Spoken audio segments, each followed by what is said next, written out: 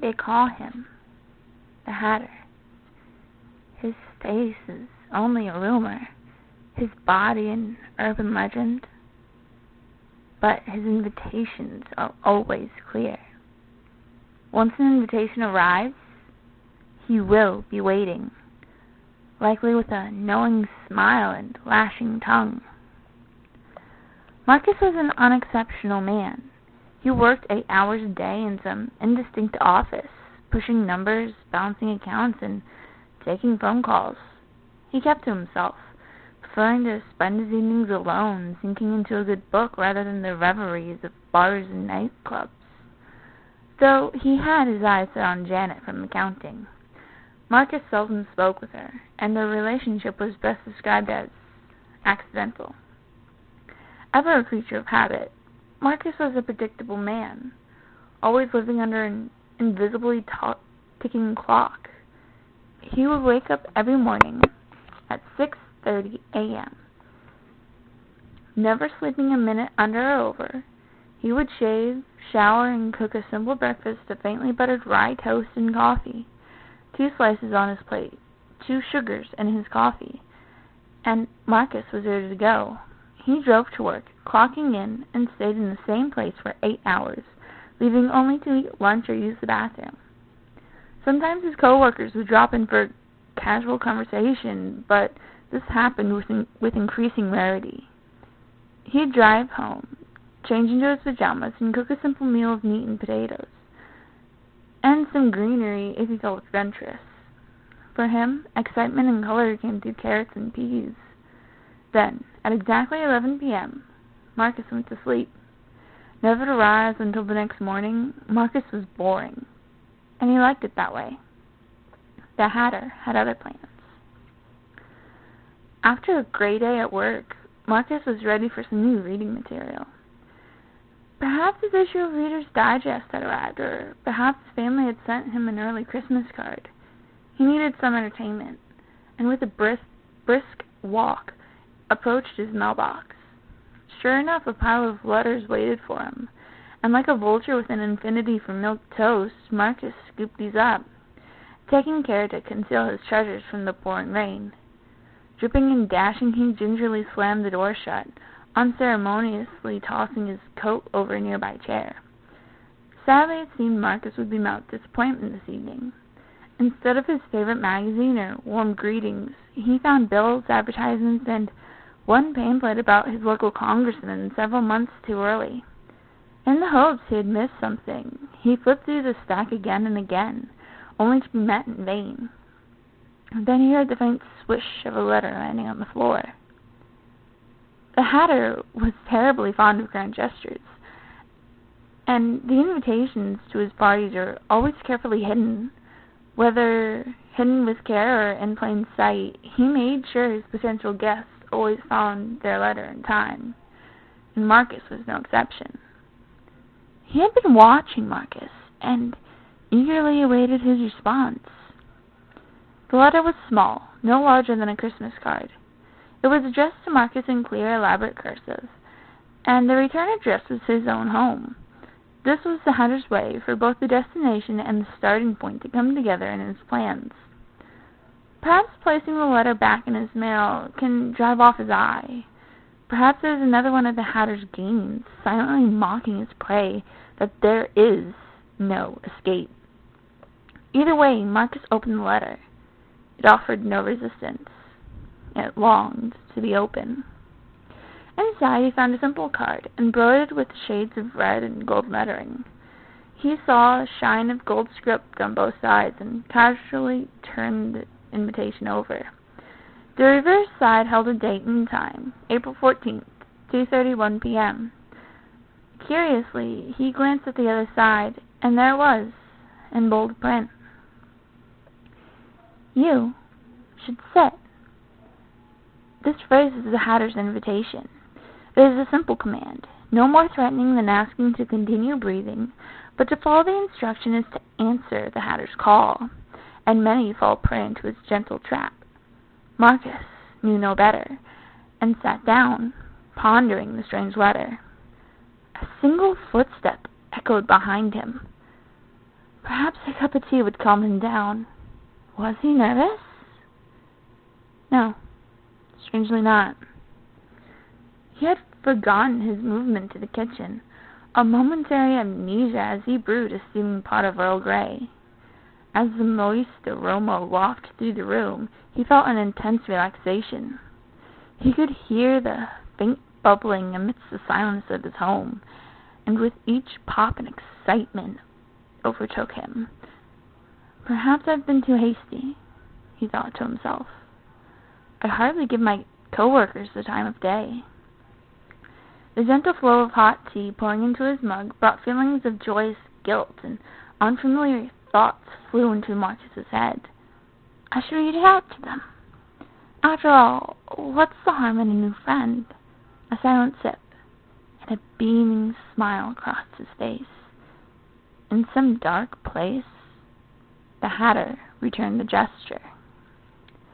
The next day, Marcus rose at 6 o'clock a.m. He sprung out of bed with an unknown energy. Surely he had been rejuvenated, and his blood felt hot and bubbly. Such an exceptional blend of Earl Grey, he thought to himself. This morning it was eggs and bacon. He didn't remember buying those. But who was he to argue? At the office, his co-workers found a completely alien Marcus. He went out of his way to ask people how they were doing, hold doors, and tell jokes. Even his boss went along with it, and Marcus became the life of the party. His charm was contagious, and over the course of a month, the stagehand had gone center stage. He knew their names now. Janet, her sister Clara, Andrew, Gary, and his boss, Everett. Every day he had another cup of tea, often brewing pots for his co-workers during lulls in paperwork. They had grown to love Marcus, and the Hatter enjoyed the show. He would go out with them, though he cared little for clubs. Instead, he would take his new friends to comedy clubs or invite them to local theater.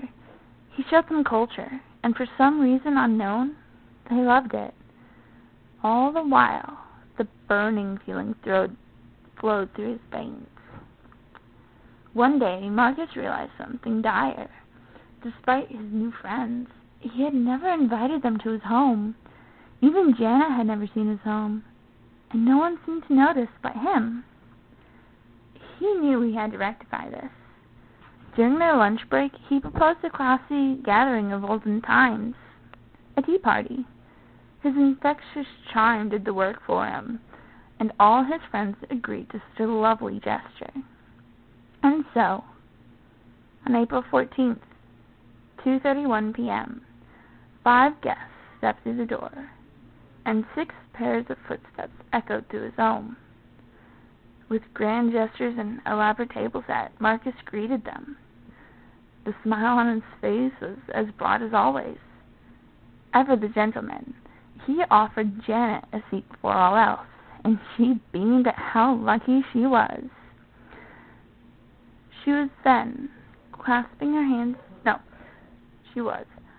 Then clasping his hands together, he addressed his friends.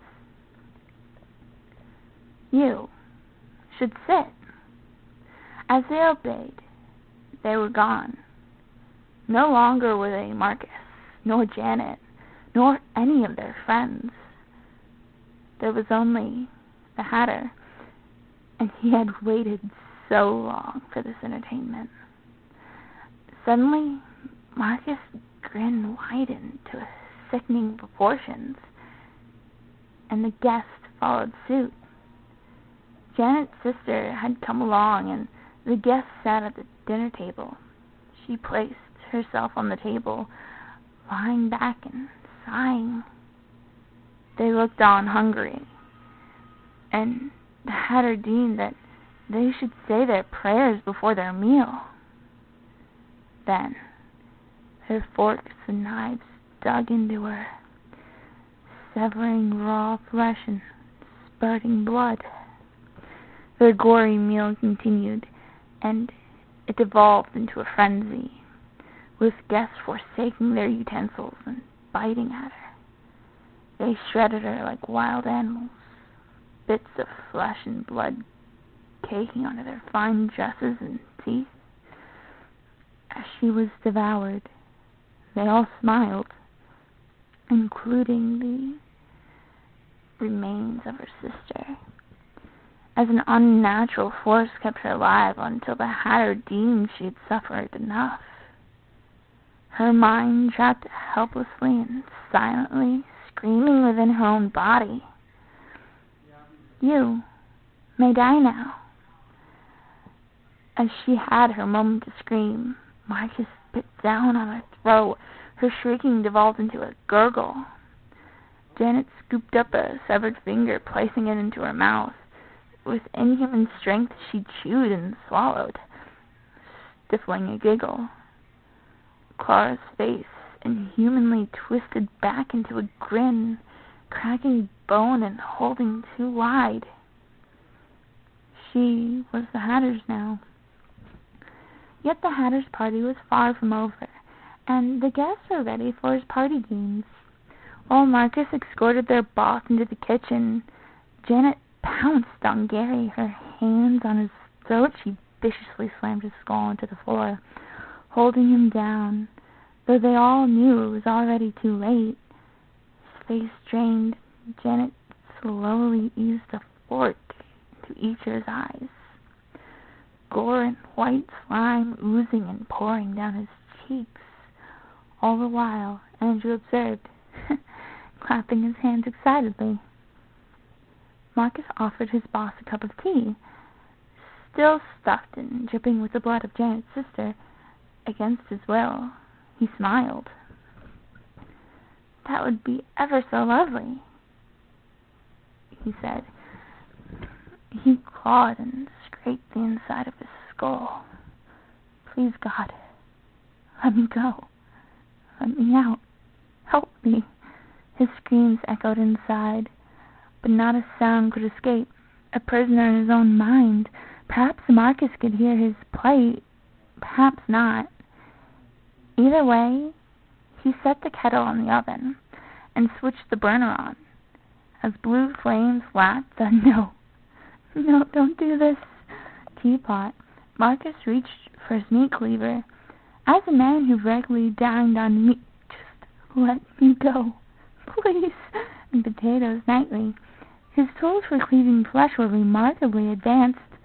Unfortunately for Everett, their usage today would not be on beef or chicken. As the kettle came to a boil, Marcus smiled. He rose the pot above his head, and Andrew's cheering and applause could be heard from the other room. Your tea's ready, explained Marcus as he poured the boiling water over Everett's head, searing and peeling away flesh and hair. Amused, the Hatter released him, and his screams came free just in time for Marcus's cleaver to strike his chest. The Hatter forced his blow to strike true and strong, and Everett's heart beat for the last time. But time was wasting, and Marcus got returned to his task of severing his former boss's limbs. Upstairs, Andrew and Janet had made their way to Marcus's bathroom, all the while dragging Gary's body. Andrew's fate deemed the Hatter would be the most merciful. Andrew began to fill the tub, water slooshing and splashing. He decided that icy cold would be the best, and please, don't. They didn't do anything. More hot water is far from original. All the while, Janet gnawed at Gary's neck, her dark appetite not yet salted from her sister.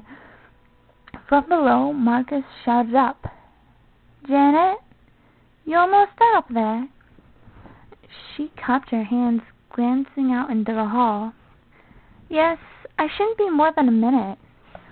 Her internal screams had broken down into uncontrollable sobbing, and she begged for someone to save her.